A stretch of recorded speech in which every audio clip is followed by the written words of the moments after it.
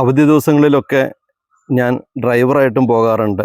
എൻ്റെ സൗഹൃദ വലയങ്ങളിൽപ്പെട്ട ആരെങ്കിലുമൊക്കെ ലോങ് യാത്രയ്ക്ക് പോകുമ്പോൾ വിളിക്കും.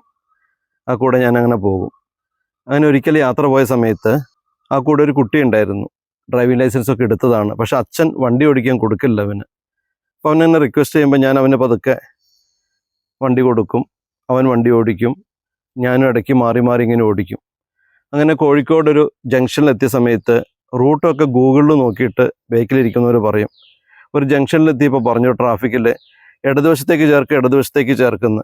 ഇവൻ നേരെ വലതുവശത്തേക്ക് പോയി ചേർത്തു. അപ്പോൾ അവനോട് ചോദിച്ചു എന്താ പറ്റിയെന്ന്. അവൻ പറഞ്ഞു എനിക്ക് ഇടതും വലതും മാറിപ്പോകും, കിട്ടില്ല എന്ന് പറഞ്ഞു.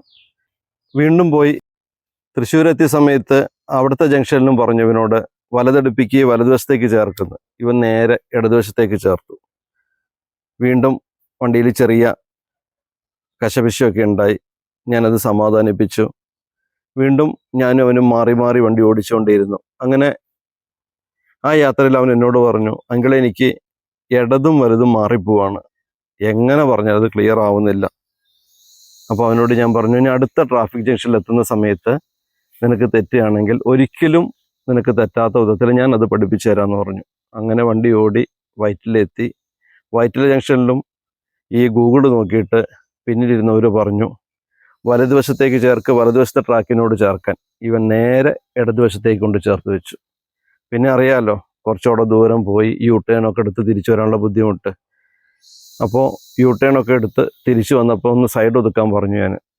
അപ്പോൾ അവൻ വീണ്ടും പറഞ്ഞു അങ്കിളെ എൻ്റെ പ്രയാസം ഇതാണെന്ന്. അപ്പോൾ അവനോട് ഞാൻ പറഞ്ഞു, അവൻ്റെ ചെവിയിൽ പറഞ്ഞു കൊടുത്തു, മോനെ നീ ചോറ് കഴിക്കുന്നില്ലേ, അതാണ് വലത്. നീ ചന്തി കഴുകുന്നില്ലേ, അതാണ് ഇടത്.